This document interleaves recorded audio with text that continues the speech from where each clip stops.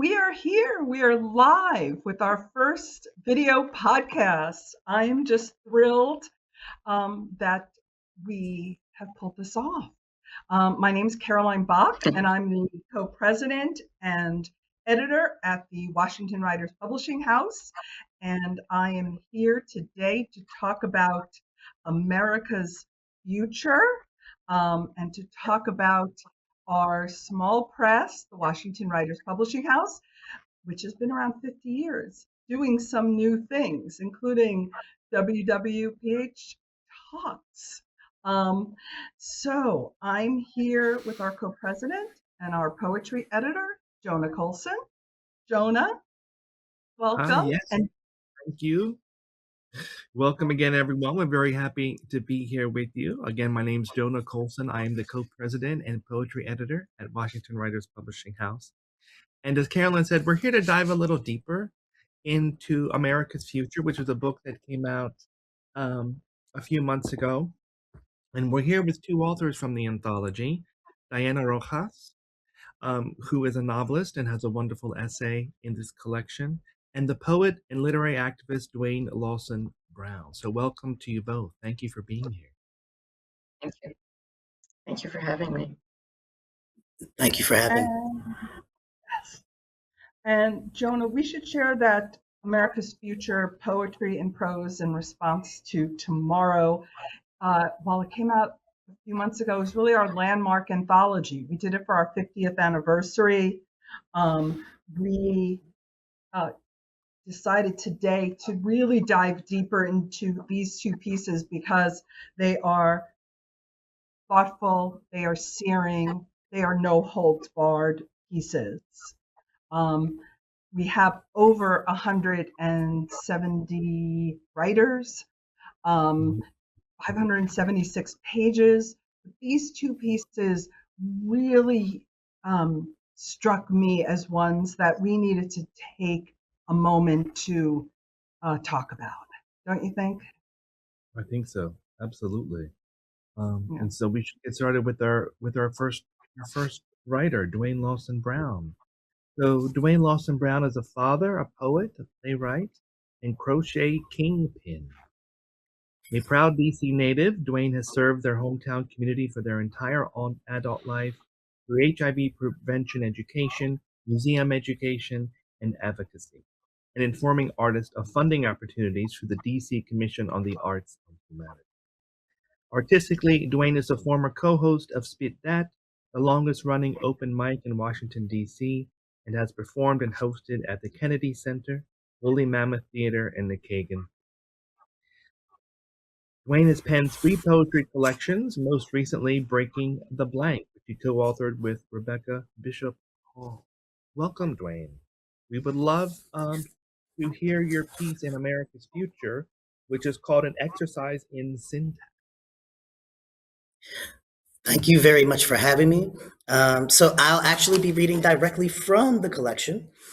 So you can follow along if you have your copy. It's on page 89. An exercise in syntax. I owe back taxes. The government is making me pay back taxes. The federal government is pressing me out about my back taxes. The federal government is demanding that I pay from the money I earn working for the Smithsonian. The federal government, which provides the funds for the work I performed via the Smithsonian, is demanding that I pay back taxes from those aforementioned funds. The federal government, which covers a large footprint in Washington, D.C., Maryland, and Virginia, is demanding that I pay back taxes from the funds that I earned via the Smithsonian, which they also fund. The federal government, which refuses to acknowledge the constitutional rights of residents of Washington, D.C., myself included, demand that I pay out of my hard-earned wages made during the time frame I performed outreach for the Anacostia Community Museum, an under-resourced Smithsonian site, which is also funded by the federal government. The federal government, who backpedals on penalties for those who stormed the Capitol grounds but chased a teenage Dwayne for rollerblading in a public area, demands I pay back taxes while not acknowledging my constitutional rights as a U.S. citizen, living in the District of Columbia, working for the under-resourced Smithsonian Anacostia Community Museum, which happens to be funded by the federal government. The United States federal government, which my mother has served for over 30 years as a patent clerk, demands that I, Dwayne Lawson-Brown, render taxes from the wages I earn providing outreach in the underserved and disenfranchised community for the Smithsonian Anacostia Community Museum, an under-resourced cultural center funded by the federal government so that they can make weapons. The United States of America federal government, that my great-grandfather died fighting for in World War II, demands that I pay out of the funds I should be using to pay my son's tuition so that they can sell bombs to a country that is blowing up hospitals. The United States of America wants to tax me, a single father, working hard to co-parent and raise a Black genderqueer teen in a society that hates us so that they can support a war on terror that violates international laws by bombing hospitals and airstriking civilians along the Gaza Strip. The United States of America wants me to pay for bombs they will sell to murderers while my community goes to war with itself over money to pay bills, like the aforementioned back taxes. The United States of America is forcing me, a Washington, D.C. native, who for the entirety of their life has never had proper representation in Congress or the Senate, to choose between my son's tuition, my mortgage, and groceries so that I can fork over back taxes that will be used to make bombs and surveillance drones and body armor, which will be sold to an occupying military force that is killing Palestinian civilians. And the world is watching as the innocent pay the cost in flesh and the rich remain untouched. The United States wants me to pay, but the price is too fucking high. Thank you, Dwayne, so much for that poem. So having lived in DC for 20 years myself, I think it's a very DC specific poem, but at the same time, it really, of course, opens it up to sort of every U.S. citizen. And I guess, I have lots of questions, but my first question would be, had you written this poem before we kind of got the prompts going for America's Future? Was it already there? Was it already coming together? Or were some of the prompts that we offered for the anthology gave you more of a genesis?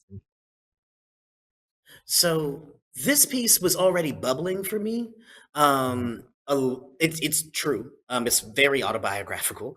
And so I've been wanting to get this off my chest and try to connect the dots between how there are many that are not paying taxes, or they find the loopholes, they know the system and work the system so that it benefits them, while also acknowledging where some of our tax dollars go and how that all connects back to the disenfranchised, the issues that disenfranchised folks face within DC and across the country.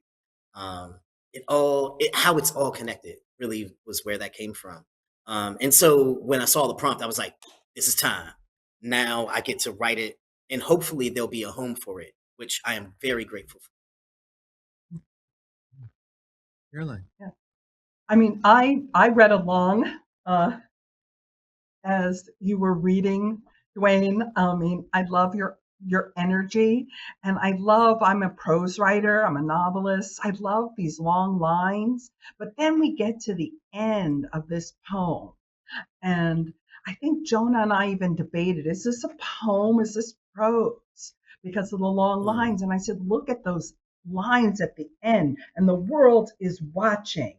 It's almost a haiku, as the innocent pay the cost in flesh and the rich remain untouched. Boom, boom, boom, breaks up into these short lines. I was wondering, as a advice from a poet to a prose writer, what made you change and go there at the end to these 6 powerful lines. I mean, ending, is it too fucking high? Oh my God. You're asking the question all of us are thinking right now. But how did you get there? So think about a marathon, right? The idea is that in the marathon, you're pacing yourself out throughout this entire process so that you can make it across the finish line. And I looked at the idea of how folks use syntax and rearrange words so that we can get to a deeper meaning or greater understanding of the statement. And so the very beginning is pretty blanket. I owe taxes, right? And that's something that seems pretty universal. There are two things that are gonna be no matter what, like you pay taxes and you die, right? But then we get to a deeper layer and it's exhausting, right? We get into understanding like the context of my family has been paying in this country for our entire lives in different ways. My great grandfather paid the price with his life. My mother has been paying the price her majority of her life with the federal government. I've been paying since I was 14 and started working a job and paying taxes and this and a third. But very rarely do we get a say on where that goes. And so the middle feels like the marathon and the running and the exhaust. And at the end, the idea is that you are exhausted and the language should be as simple as what you need to say. And the price is just too high. We can't continue. We as a community can't continue to keep paying these prices. And you can see that parallel in the way that we see news coverage and folks get exhausted and we just want the sound bites, we just want the clips. And that's kind of reflected in the work as well. Right. The spareness, right, Jona? And just maybe another quick, so you talked about the syntax. So could you explain maybe how the title's relating to the rest of the piece? Because it's called the exercise in syntax. So how do you see the title and the body of the poem? Indeed. So I also took the challenge of playing with syntax. So how can I say the same thing in multiple ways? So I owe taxes. Well, who do I owe taxes to? I owe taxes to the federal government. Okay, how can I say the federal government? The United States federal government, the United States of America federal government. And just playing with that over and over again, and then exchanging all of the factors that lead to me needing to pay these taxes and what the actual cost is for the things that are happening with our tax dollars. I then also love the word syntax and how for me it is a sin to be taxed this much. And it's not just the taxes, it's the penalties, it's the snowballing of things, it's the lack of information, and there's so much more to it. But yeah, that's how the poem and the title relate. It just clicked in. I cannot believe sin act. Why did I not? Thank you, Dwayne. That's why we have to dig deeper into some works. And Dwayne is layers and layers of deepness, generations, as he said, unfortunately, but fortunate for us. I think we're going to have a short break. This is part of our new video podcast format. You're going to learn something about the Washington Writers Publishing House, especially if you're a writer. And then we're going to come back, hear from Diana Rojas, who also talks about the taxes being too damn high in her own way. So we'll be right back after this short message.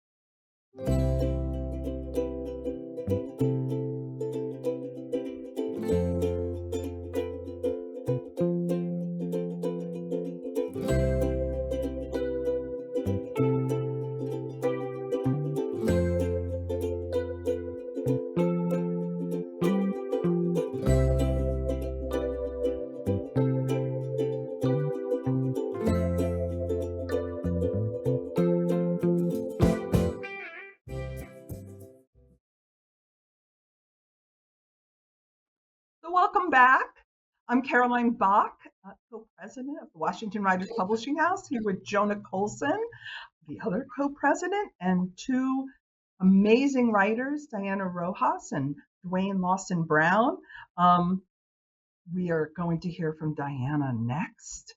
But I do, just commenting on our own message, I do hope all the writers out there from DC, Maryland, and Virginia who have a manuscript think of submitting to us. We are opening our manuscripts April 1st, our manuscript contest, and we are eager to read your work, your poetry, fiction, and nonfiction. Diana Rojas, thank you for coming today. Let me just share a little bit about your background. She's the author of an amazing novel, Litany of Saints, a triptych from Arte Publico Press. And even more exciting, she has a new novel coming out later this year, They Hold Grudges. I can't wait to read it. And a children's book, Clara's Big Green Coat. And she is a former journalist. Her essays have appeared in Grit and Gravity, the Washington Independent Review of Books, Latino News Network, many, many other places. She is now on the board of directors of the Penn Faulkner Foundation. And as she says, sort of echoing what we heard from Dwayne, she lives taxed and unrepresented in Washington, D.C. And she is here with her essay, Ivanka Trump, the Traitor. If you're reading along in America's Future, which is our big anthology, she wrote one of the most searing, most no hold bars essays. And I'm going to hand it to her to share some of it, and then we'll come back and talk with her, go deeper with her. Diana. Thank you, Caroline. Thank you, Jona. I had a great idea after the first Trump election to combat fascism by confronting Ivanka Trump, calling her a traitor, forcing a change of heart in her. To this end, I walked in front of her house every day with my dog. I'm going to pick up my essay at the point where I finally get close. We got closer. We looked for Ivanka's bleached head, but didn't see it. Instead, we saw a couple of brunettes, the nannies, fussing over Ivanka's children. Ivanka's daughter, the oldest of her 3 children, was holding a fluffy little white dog. She was moving its paw up and down in greeting to us as we approached the house from across the street. The 2 little boys, her brothers, were looking excitedly, expectantly at my sister, me, and Ruby, the dog. "Diana!" Anna gasped, grabbing my forearm hard, whisper screaming with urgency. "It's the children! They're innocent! Diana, don't do it!" We stopped in front of the house. We were arguing. "Who cares about the children?" I screamed back. "They need to hear this. They need to know who their mother is. This is the future of our country we're talking about." Anna wouldn't release my arm from her chastening hold, knowing that I always obeyed her, banking on me still being empathetic despite being a heathen. "My doggie wants to say hi," said the girl's voice, the white dog paw still being moved up and down by her. I hesitated. I wanted justice for our father who had died hoping Trump would be removed from office. For our mother who daily mourned on the group chat the fate of her chosen country. For myself, consumed as I was by my need to do something. I thought of all the damage the Trumps had already done. I thought of all the damage they would do tomorrow. This might be the closest I'd ever get to Ivanka, whose children would surely tell her about the encounter, ask her what a traitor was, ask her why the woman walking her dog was so angry, ask her why the woman had a funny picture of Grandpa on her shirt. I am an American. I owe it to my country. This was my duty. But Anna wouldn't let go of my forearm. I turned and faced the children, holding my dog's leash across the front of my shirt to cover their grandpa's caricature. I quickly cleared my throat, which was suddenly dry.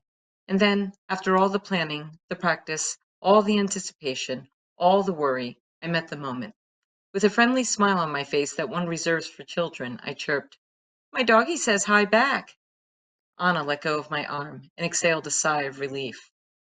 The daughter, now a teenager, and her mother, Ivanka Trump, were twinned in red wool coats at the National Prayer Service a day after her grandfather's second inauguration. The day before he was sworn in, she borrowed her mother's black and white houndstooth coat, which Ivanka had worn during her stint as advisor to her presidential father in his first term. Like mother, like daughter, Ola magazine reported. I just don't have it in me this time. I think the great American experiment is failing, I told my son. I can't be bothered to pay attention anymore. But I lied. I was paying some attention.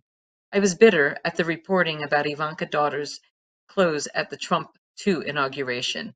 I had stared at the pictures of the new oligarchy standing among the assembled Trumps, the children now grown into miniature versions of their parents. I've been accused of being naive many times. I believed in the goodness of humans. I still want to believe in the inherent goodness of humans. I see the next generation gearing up to take the wheel, and I feel a bit uncertain in the back seat. Are the children indeed innocents? I'm going to stop it there.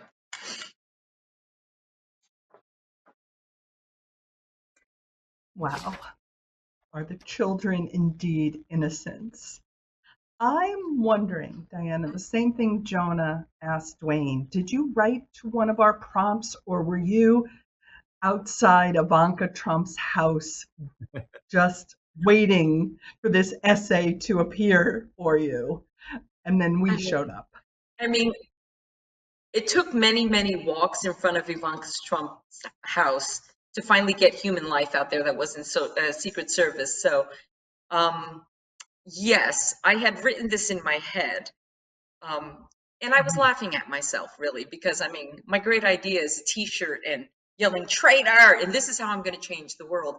And then your prompt came along, and I had a conversation with my son that was a little heartbreaking, because I really didn't know what to do this time. I didn't even have a dumb idea. And it all came together there. Yeah, I mean, it really did. And everybody has to read this entire essay. It opens with this moment where your son's questioning you, because you really do believe in the American experiment. You really do believe that the next generation should believe in the American dream. Am I reading this essay right? That seems to be the heart of the tension. Not just the fact that at this moment we're at a difficult time, challenging times for some of us. I really believe in the American dream. I totally believe in the American dream. And my version of the American dream is that each generation is supposed to improve on the last. And even though I'm making fun of myself and I'm talking about coats and this child who I don't think that this generation of the new oligarchy is improving on previous generations. And so I find it heartbreaking. However, when I talk to my son and other young people, I do feel like, okay, I'm just going to hand it to them. They seem to also believe in the American dream like I do, and maybe I should just back off and let them take over. I'm conflicted every day of my life. Oh, I have to say, I just got chills, honestly, because I have also a 20-year-old daughter who is like, we need to step up and we need to, but I don't know how, I don't know. I almost feel like this essay gives some hints that even the small things matter. And that's what I say to my daughter, that the small things matter. I mean, we can't, but I feel your the tension and drive in this piece, and I love the image of you standing there batting your fist in the air. I don't know, Jona, what's your thoughts for Diana? Well, I loved reading this essay. I think it just, besides from being really beautifully written, it's just really, really powerful, and you can feel the tension.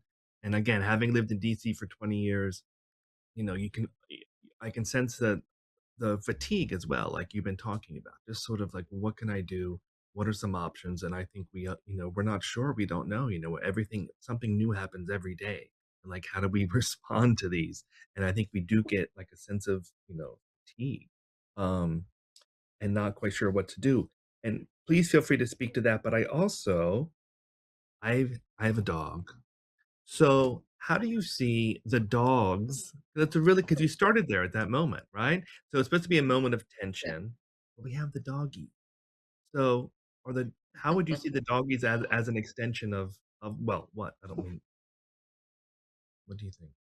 Well, so sometimes I fantasize about, wouldn't it be great to be a dog and the hardest thing about your day is you weren't pet enough or your food bowl wasn't full enough? I mean, it's such a simple life. And so the dogs, meaning also my dog is not really friendly. She doesn't like other people's dogs. So she wouldn't have ever said hi to this fluffy little white thing. But I was across the street, so I probably should have let her go and let her attack, but I would never do that. And therein lies the rub, right? Like I would never do that. I would never attack anybody. I'm not a dog. The dogs, they don't know differently, and I'm not a dog. And when I see this little white fluffy thing, which I couldn't be mean, even though in my heart of hearts I thought, this is my chance. I just couldn't be mean. I couldn't let my dog be mean. We're not animals. And which is why I used the dogs. It was also the only interaction I had with humans outside of Ivanka Trump's house. But I used the dogs because they're innocent. The children, I don't know. I have some questions about their innocence. The dogs are truly innocent. Her dog and my dog had nothing to do with this. They don't know anything. They're just animals. But we're not. And so it is symbolic that my dog was with me. But it's a really good prop for the essay, isn't it? Absolutely. I mean, it comes kind of in the middle, and it breaks the tension in a way, but also reminds us, that we all are human and we have doggies who are innocent and have that. So, yeah, it's a beautiful piece. Caroline, do you have another question about that? I just saw a response. I mean, I also, no, I'm agreeing with you that, sometimes as writers, we need a way into an essay that we've been wanting to write, because this isn't about the dogs. This is about social justice. This is about, as you keep saying, an oligarchy. This is about how a mother responds to her child about what is next. But as writers, we need to have it grounded, and you did that so well. And you need to have a way in that is not scary, right? Relatable, empathetic. Well, in that anyone can relate to being obsessed, calling Ivanka Trump a traitor. Yes, relatable. But I think we all had these obsessions at how we could make a difference, be it marching or calling Ivanka Trump a traitor. This opportunity to write an essay that could highlight a lot of the little things we think might make a difference and the disappointment we feel when, it didn't move the needle. That for me was a gift from Washington writers to be able to put it down on paper. Well, to be able to say, to admit that we're vulnerable too. As you say at the end, I don't have a plan at this time. I don't even have a new walking route. I have nowhere to go. I am an American. This is my country. And, and now to quote Dwayne, and the taxes are too fucking high and they're going for all the wrong things. And I think we need to take a break. But I love this essay, and I'm so glad you submitted it. So we will be right back after another very short message, actually from a fellow press in the Washington Writers Publishing, Washington Writers area. We'll be right back.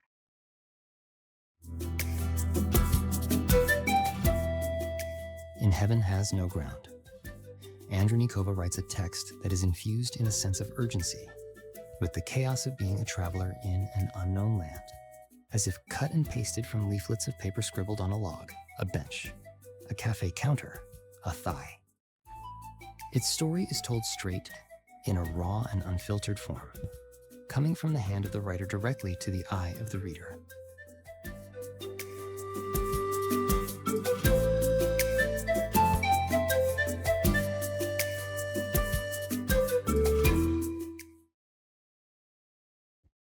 Welcome back, everyone. Check out Plum and Press. It's totally amazing. So we're here again with Dwayne Lawson-Brown and novelist Dana Rojas. My name is Jona Colson, co-president of the Washington Writers Publishing House, and I'm here with my amazing co-president, Caroline Bock. And so to sort of talk about this last segment that we have, and we're diving deeper into our landmark anthology again called America's Future, which was published in September of last year, and Diana and Dwayne are both featured in the anthology. So I guess I have a really large question, which of course can have multiple answers, but it's kind of is a lot to what the title of our anthology speaks to, right? America's Future. And kind of going off of what we were just talking about with Diana and with Dwayne. But as we all keep writing and keep thinking about the future, what is the future? Maybe what's the future in a sense of continuing this conversation, right? I'm sure many of us don't know, or we can imagine. We've seen movies, we've read other things, but maybe and Dwayne, why don't you start? Like, how do you see the future, or the future that we can keep writing as we move forward? Huge question.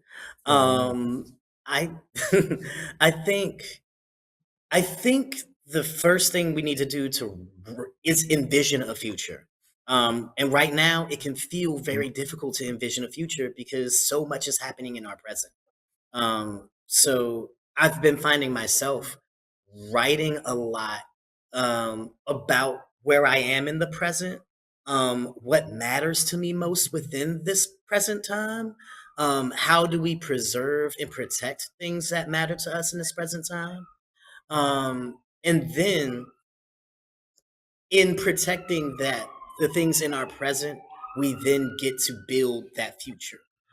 So I think right now, for me, it's really about trying to document our present to prove that we were here, that we exist, that we are surviving, that people are fighting back, so that we can make it to a future that is worth being in, and being able to envision that future.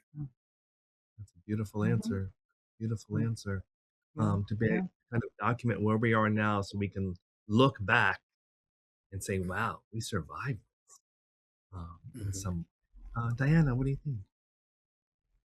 I mean, I think the future is vague, and I wish I had Dwayne's wherewithal to document what's going on.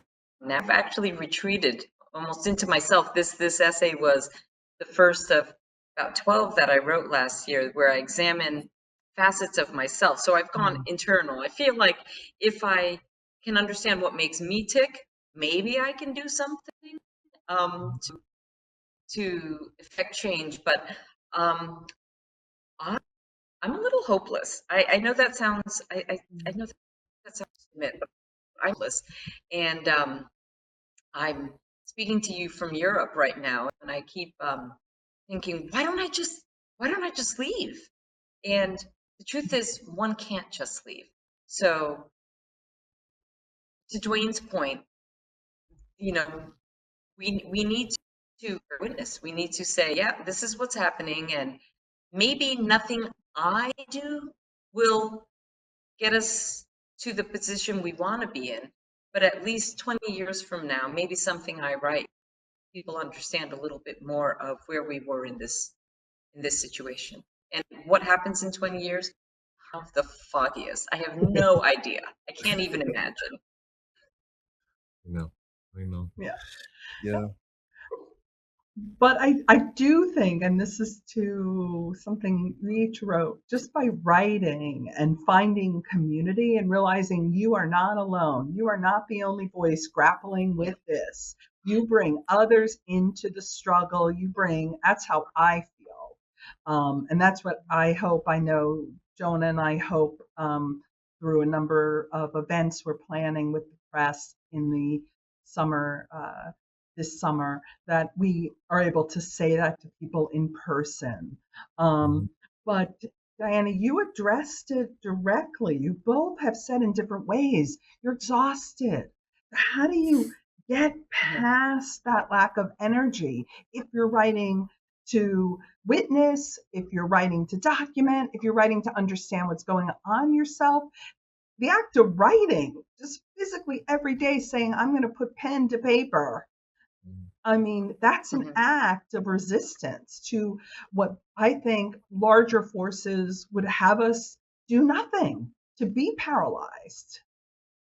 Yeah. I mean, I was a journalist at one point in my life, and that was it was my job to document what was going on and what was happening contemporaneously. Now I'm more dedicated to fiction, and honestly, I find that in writing fiction, maybe I have freed myself more to bear witness and to find that community because I'm freer. I am freer to imagine futures. I'm freer to imagine presents that don't exist, to imagine how people might act or react. And that's been helpful because imagination breeds ideas, and if I'm just reporting on what's happening on the ground, I would probably be more hopeless than I am right now, because I can imagine that maybe if this and that happens, we'll come out at a place that we're all happy with or happier with.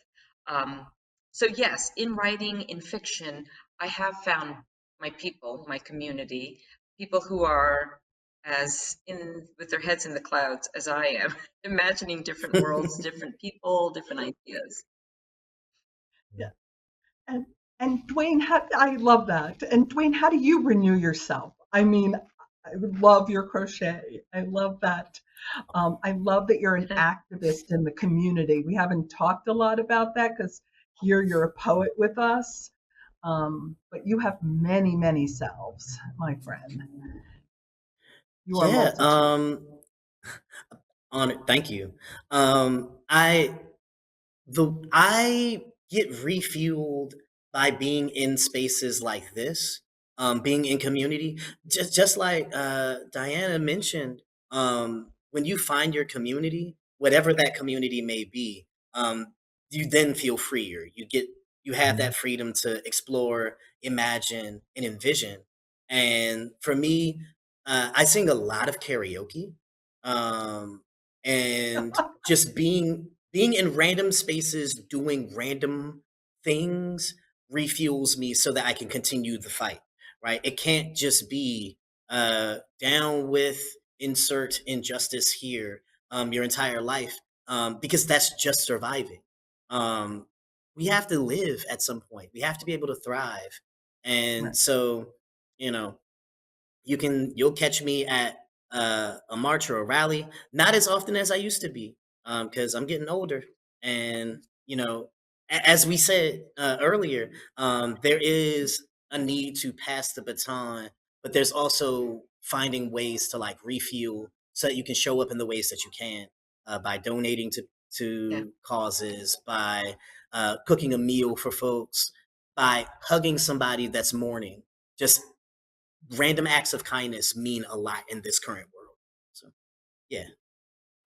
Yeah, I absolutely agree with all of that, with what both of you said. I think finding community and, events that we have coming up are really, kind of really speak to that, We have a new anthology coming out soon.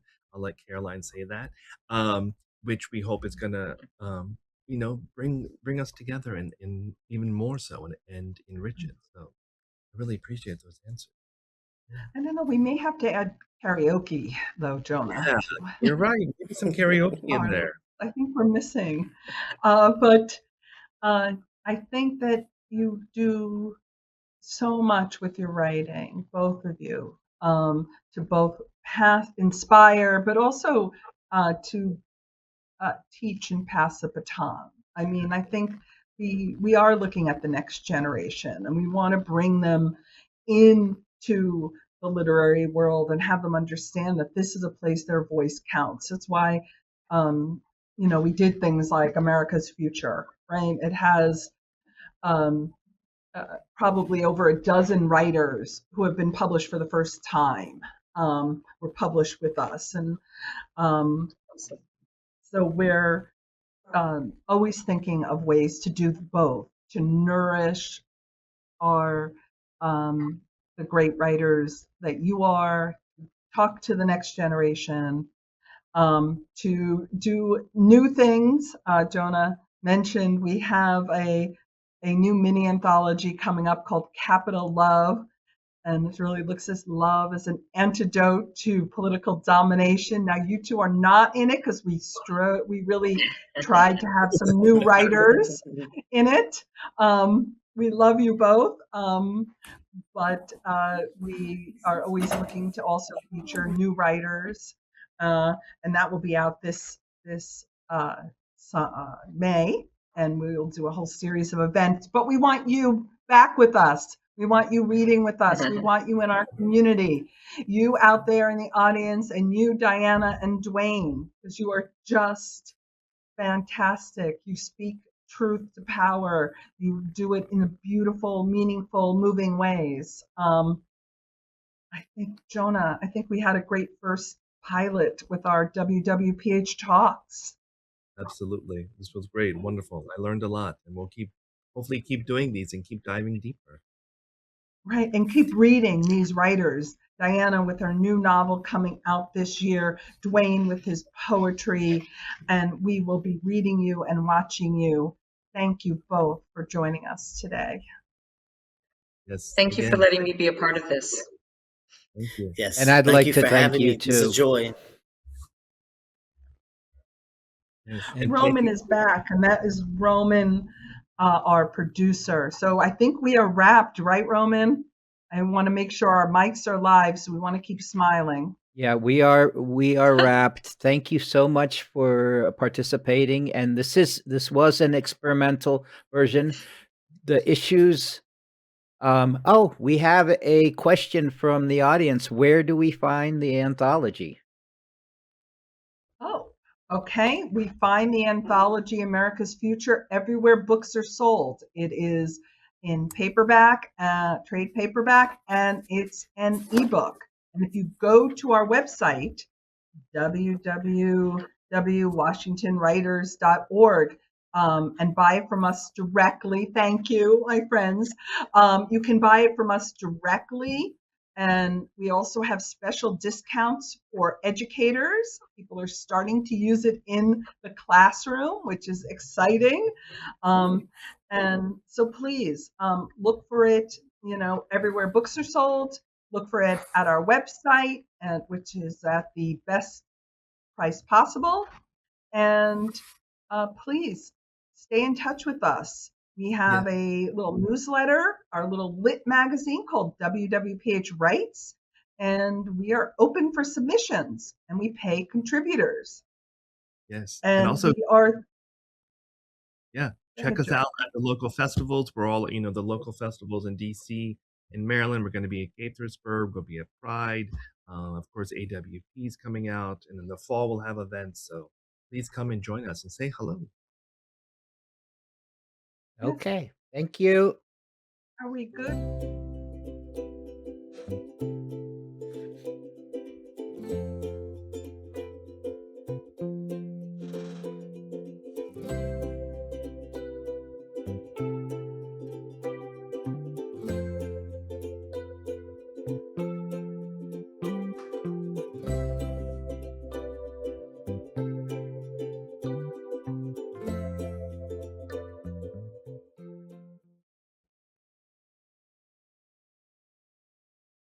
Okay, just a moment.